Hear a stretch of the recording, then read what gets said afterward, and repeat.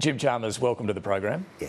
David, we're very honoured that you're spending the last day of your 40s with us. Happy birthday for tomorrow, the big 5-0. And Thank you, for mate. having me back on the show. No, that's very kind and slightly awkward because I can now ask you tough questions regardless. Look, Wayne Swan is your old boss, right, in what he says about the Reserve Bank? Oh, look, I choose my own words, David, on my own views. I've got my own priorities, my own focus, and that's working with the Governor of the Reserve Bank in this fight against inflation, and we're making progress. You know, I was making a factual point this time last week, and it's a fact borne out in the national accounts that higher interest rates are slowing the economy considerably. You know, I've been making a similar point for some months. Now, Wayne went much further than I have. I'm making a factual point borne out by the national accounts. I don't second guess the Reserve Bank in the way that Wayne has.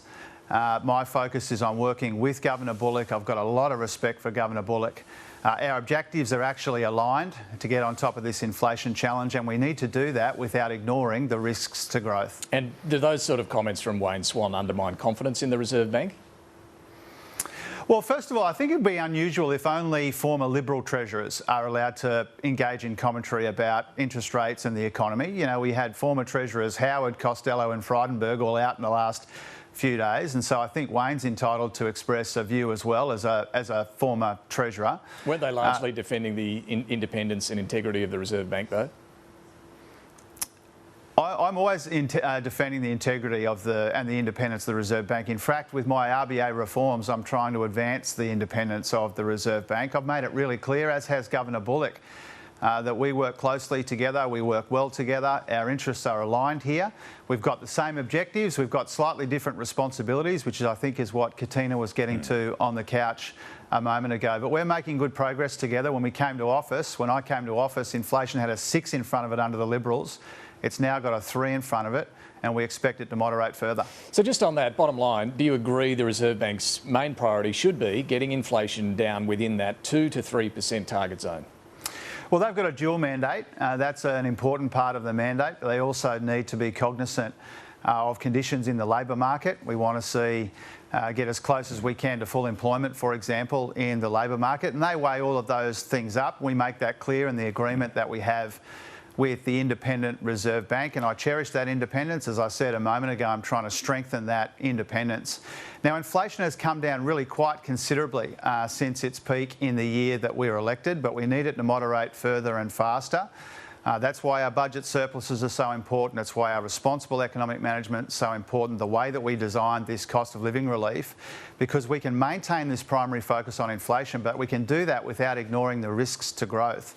And it's just self-evident and not especially controversial to say that the reasons why our economy is slowing considerably, including in those numbers that we got last Wednesday, is a combination of global economic uncertainty, persistent price pressures and inflation, and higher interest rates. That's not an especially controversial point. I think it's self-evident. But on this 2 to 3% target zone for inflation, yes, the Reserve Bank has the dual mandate that you point to, but I think Michelle Bullock said inflation is her top priority or main priority. You refer to it as priority as well just now.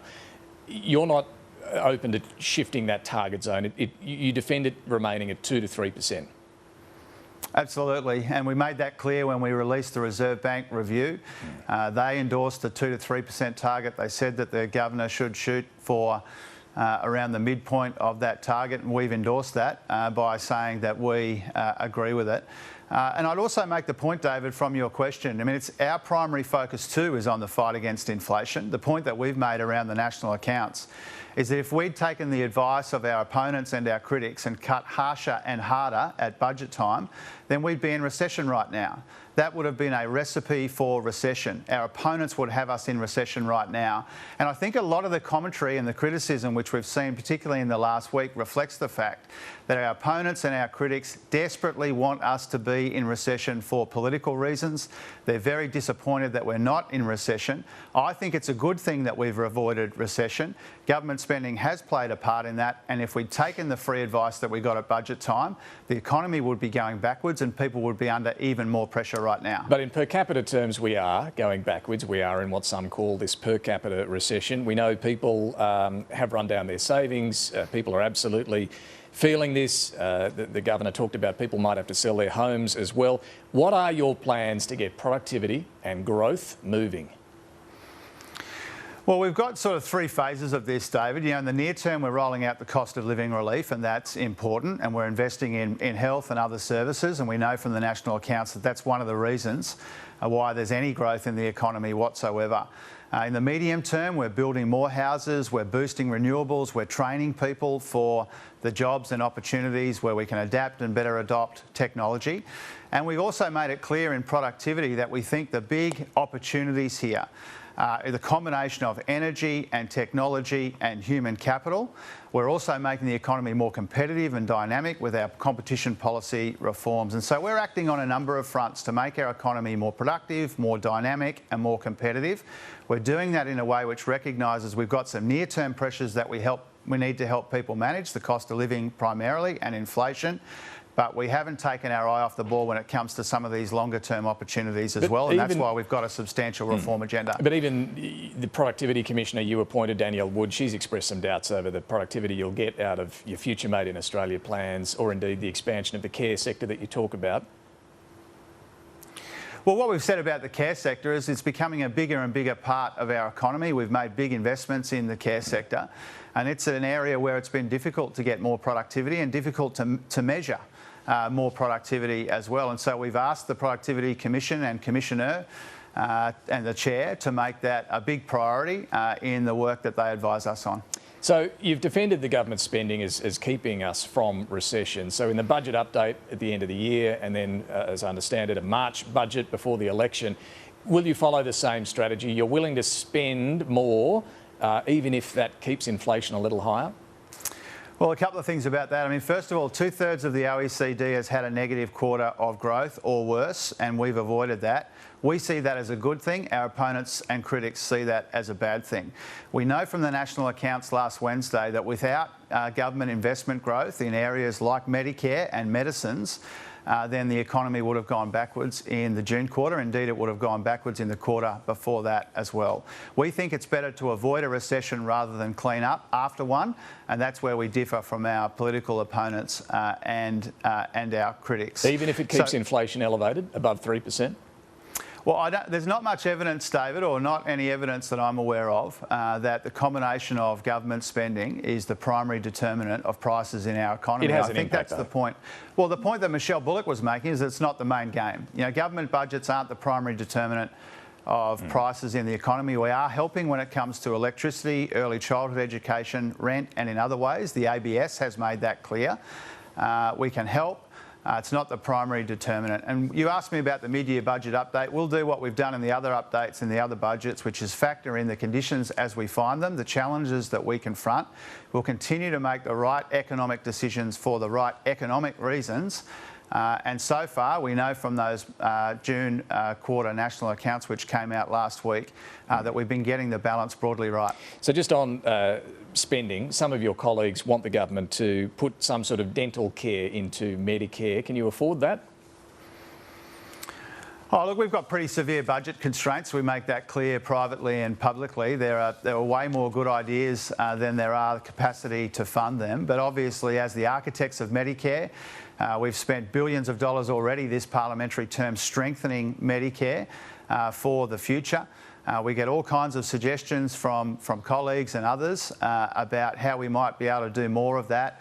We've made it pretty clear we've got budget constraints. We've got a whole bunch of priorities. We will work with the states and territories on dental care to see if more can be done. But we need to be realistic about that in the context of these pretty serious budget constraints that we have. Sounds like a no for now.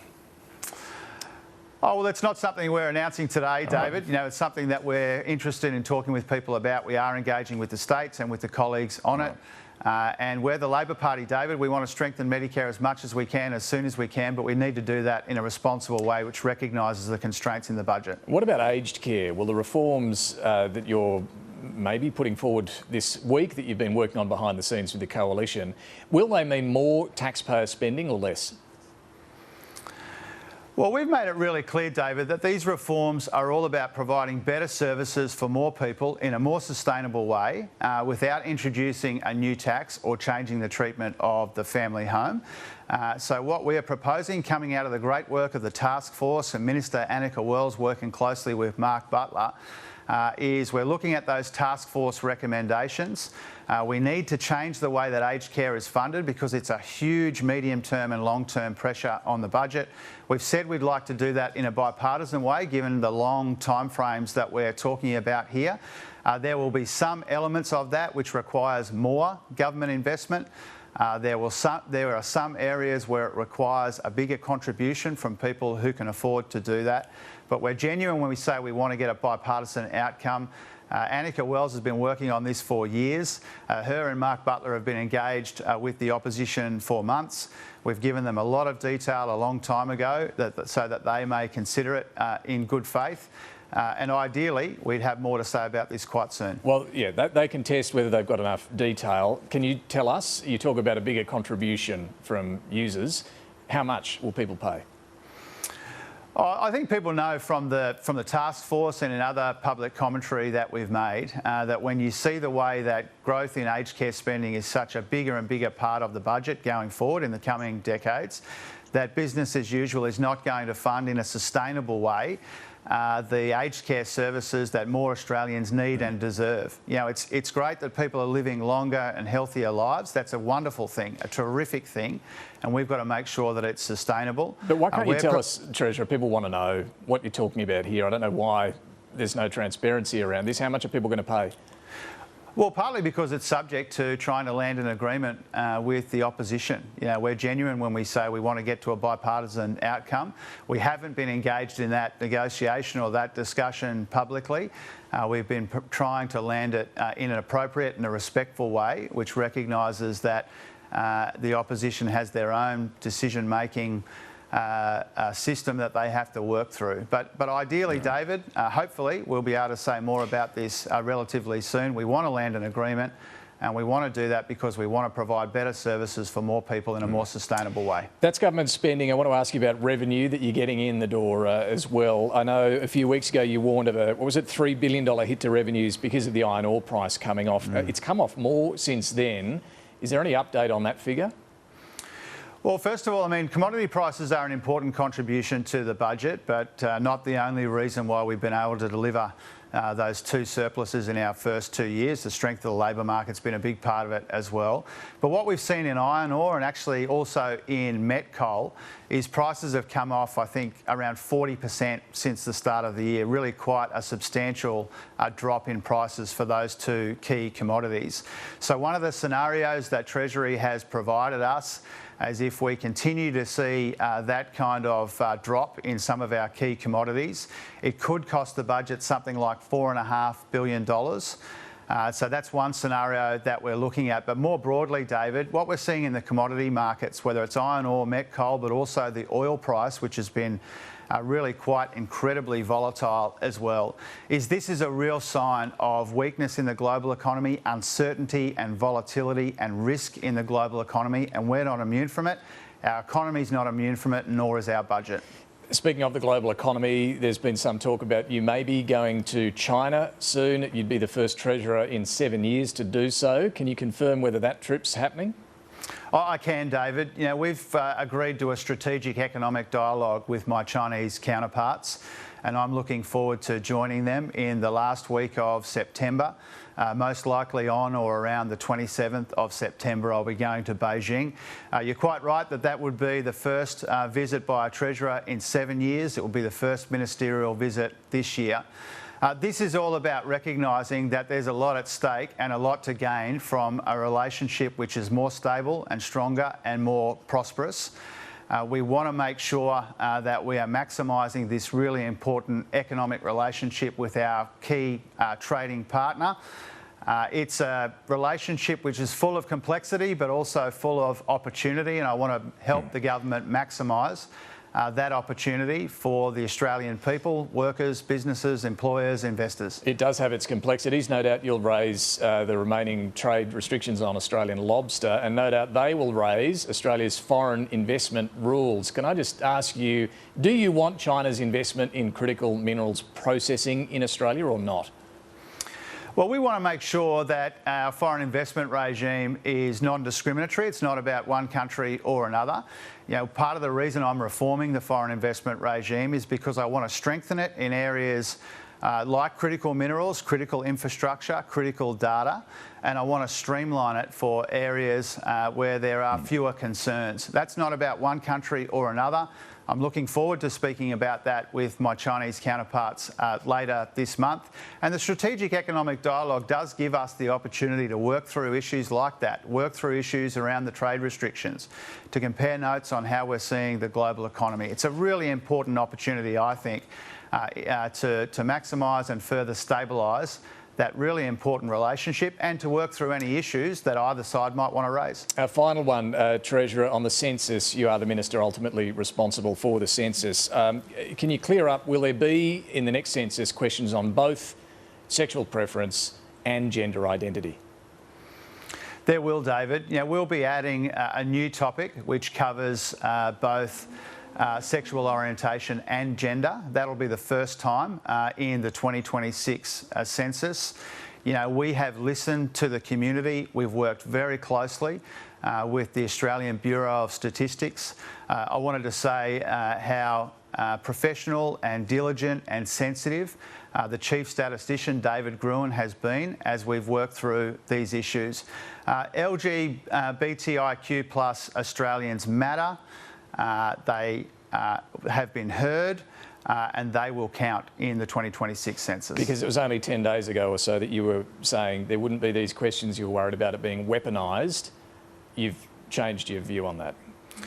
Well, we had good intentions here, David, and we've listened to the community and we've worked with the ABS, and we said that we would find the best way through, and I believe that we have. You know, I believe that we've found here in introducing this new topic which covers both orientation and gender.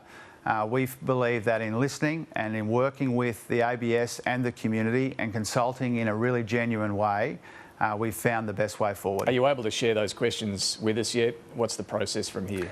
Well, the government determines the topics and then the ABS determines the questions. Right. And so there'll be more that will be said, obviously, and my colleague Andrew Lee, who's been working very hard on this, he'll be releasing a statement today. But the government's role here is the topics. The ABS does the questions.